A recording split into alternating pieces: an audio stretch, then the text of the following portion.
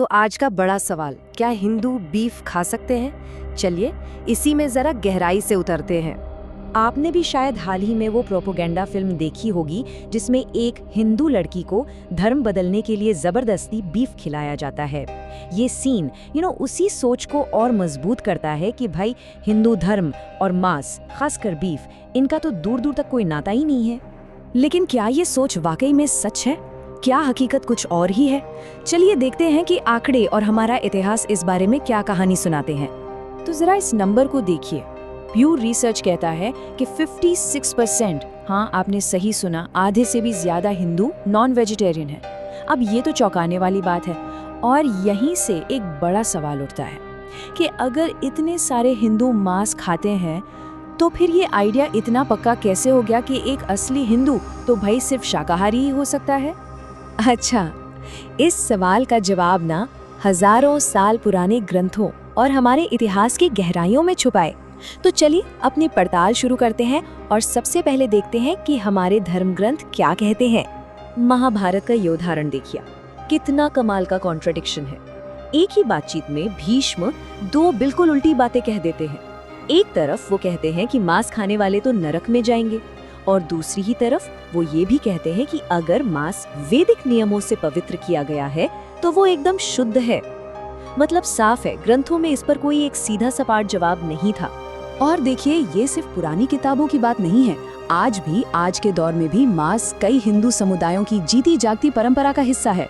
कोंकण में सारस्वत ब्राह्मण मछली खाते हैं, जिसे वो समुद्र पुष्प कहते हैं। बंगाली ब्राह्मणों की शादियों में मछली एक जरूरी रस्म है। औरतों और कई बड़े बड़े मंदिरों में, जैसे कोलकाता का काली घाट या असम का कामाख्या मंदिर, वहाँ आज भी देवी देवताओं को मटन और मछली का भोग लगता है और वही प्रसाद में भी बंटता है। यहाँ तक कि वाल्मीकि रामायण में भी इसका जिक्र है। इसमें सीता जी गंगा नदी से मन्नत मांगती हैं कि वो उन्हें मांस से पके चावल और शराब अर्पित करेंगी। और हाँ, खुद स्वामी विवेकानंद ने भी इस श्लोक का जिक्र किया था। ऐसा ही एक और उदाहरण महाभारत से है, जहाँ अर्जुन एक कसम खाते हैं। अब ध्यान से सुनिए, वो ये नहीं कह रहे कि मांस खाना पाप है, नहीं, वो कह रहे हैं कि देवताओं को भोग लगाए बिना मांस खाना गलत है। मतलब समझ रहे हैं, मांस खाना तो नॉर्मल था, बस एक तरीका था, एक प्रोटोकॉल था कि पहले भगवान को भोग लगाना है। तो सवाल ये है कि अगर ग्रंथों और परंपराओं में मांस खाना इतना आम था तो फिर ये सब बदला कैसे? अचानक से शाकाहार शुद्ध और मांसाहार अशुद्ध कैसे और क्यों माना जाने लगा? तो इसकी कहानी शुरू होती है करीब 5वीं सदी ईसा पूर्व से। उस दौर में जैन धर्म और बौद्ध धर्म का उदय हुआ और उनके साथ अहिंसा का विचार बहुत मजबूत हुआ। अब उनके बढ़ते असर को देखकर कुछ ऊंची जाति के हिंदुओं ने, खासतौर पर ब्राह्मणों और व्यापारियों ने, शाकाहार अपनाना शुरू कर दिया। ये आप कह सकते हैं खुद को समाज में ज्यादा नैतिक और ऊंचा दिखाने का एक तरीका बन गया था। और इसका जो सामाजिक असर हुआ वो बहुत बहुत गहरा था। जैसा कि डॉक्टर B.R. अम्बेडकर ने लिखा है, खाने पीने की इन पाबंदियों ने समाज में दो लकीरें खींच दी। पहली शाकाहारी और मांसाहारी के बीच, और दूसरी जो कि कहीं ज्यादा खतरनाक थी, वो थी बीफ खाने वालों और ना खाने वालों के बीच। और इसी दूसरी लकीर ने अछूतों को समाज से बिल्कुल अलग थलग कर दिया। चलिए अब इतिहास से निकलकर आज की दुनिया में आते हैं और देखते हैं कि आज के आंकड़े क्या कहते हैं। ये नंबर्स इस पूरी कहानी को और भी साफ कर देंगे।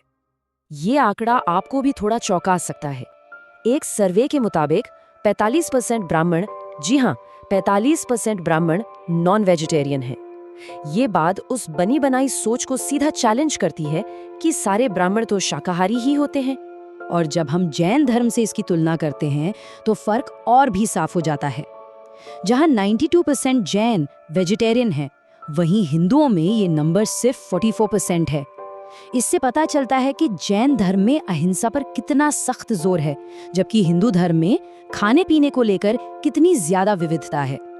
और ये आंकड़ा देखिए, ये सीधे सीधे डॉक्टर अंबेडकर की बात को सच साबित करता है।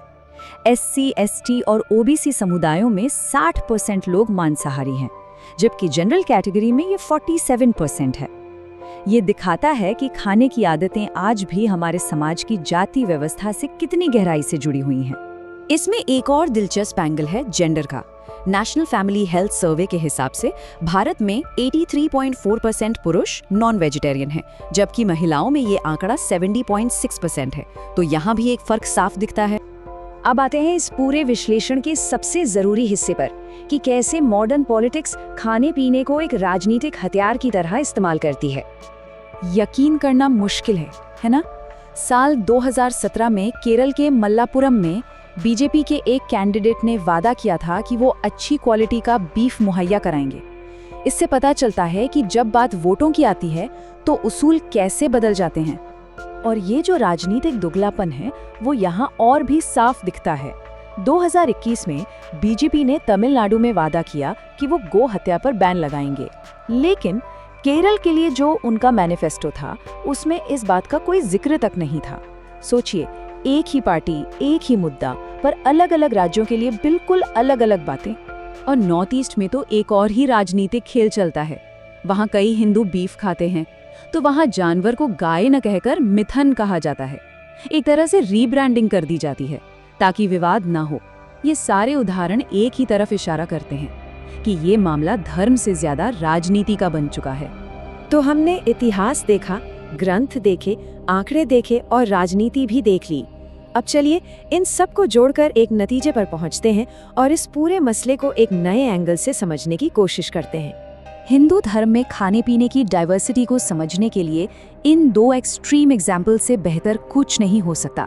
एक तरफ है अघोरी साधु जो अपनी साधना के तहत इंसानी मांस तक का सेवन करते हैं, और दूसरी तरफ है सुधा मूर्ति जैसी प्योर वेजिटेरियन जो विदेश जाती हैं तो अपने बर्तन तक साथ ली जाती हैं। और मजे की बात यह है कि ये दोनों ही हिंदू हैं। और अगर कोई शाकाहारी बनना चाहता है तो उसके लिए धर्म के अलावा भी कई मजबूत कारण मौजूद हैं, जैसे कि नैतिक वजह, जानवरों के प्रति दया यानी अहिंसा, या फिर पर्यावरण की चिंता, क्योंकि वेजिटेरियन डाइट का कार्बन फुटप्रिंट कम होता है। और सेहत तो है ही, कई स्टडीज बताती हैं कि कम मांस खाने से लोग ज्यादा सेहतमंद और लंबी जिंदगी जीते हैं।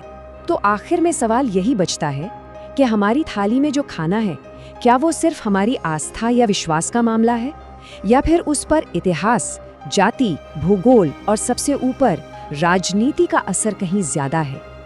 ये सोचने वाली बात है ना?